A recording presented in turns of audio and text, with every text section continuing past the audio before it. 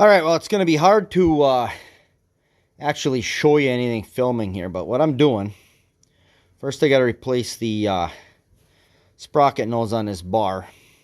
So we got a orgone replacement. I pounded out the rivet. A lot of you guys know all about this, probably done it many times yourselves, but just one rivet replacement. I'll just hammer it back in there. Be nice to have a heavy anvil. It's really nice to pound those on something solid. Or the outside edge of a skidder blade. That always works good. But this saw, I got a new drive rim, 8-tooth. That's a 7 there. So I'm going to stick an 8 on there, and I'm going to full skip chain. You know, hardwood here. So we're going to try that. I've run that from time to time. And I got a full wrap handlebar kit for this thing. I mean, why not put a full wrap on a 10-year-old saw, right? And a set of West Coast dogs, or falling dogs, or bucking dogs, or whatever you want to call them. I'll get them out. I mean, they come out to there, not the little factory deals. I've run those plenty before. They're just nicer. You don't get a bite falling like with these like you do with those, not even close. So I'm gonna pound this on here, and then maybe we'll jump a few things in there. I don't know. I got the helmet cam rigged up on my hard hat. I don't know. We're gonna see how that works. It might be jumping around. It might be, but I think it'll be all right. Filming with a GoPro in the snow and whatever, I don't know how that's going to work. So I've run a couple of tests this morning, and I think it'll work. So I'm going to pound this rivet on, clean this saw up a little bit, and start working on that. And I'll bring it back when we got some pieces going here. Okay, so we put our new drive rim on there. The chain catcher is actually still on. You believe that? And then we put the saw side dog on there. There's the original one for comparison. Lot different. So we got to put this one on our cover, clutch cover. I got to clean that up, and we'll get that on there. We could be back in business, but we're going along all right. We might put the handlebar on there too while we're at it, since we have it. I kind of figured that something was going to jump up and bite me here. There is a difference. This is a 372 kit. This is a 2172 Jonsered. This is a 372 carcass, fuel tank, whatever. The mounting screws for that full wrap, there is a difference in the fuel tank. See how they got this notch down here? That's there. I got that issue. I'm not changing that fuel tank. It'll fit. I can put it there. That's why I have them.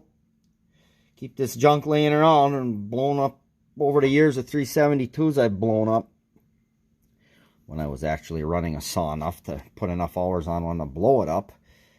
I tighten these down. I'm not wildly impressed with leaving one. I don't know. I'm thinking of what I can put there. It'd probably be fine just like it is. There's maybe going to come a little bit of flex here. I mean, it's up against that. I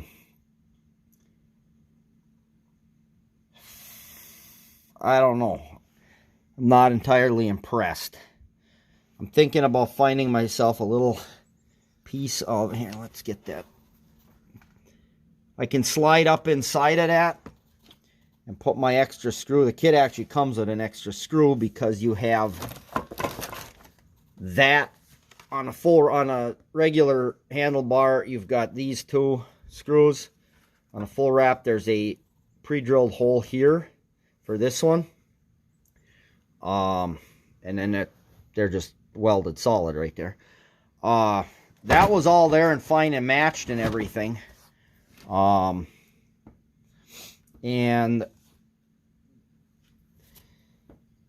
yeah, I got to figure what I'm going to do there.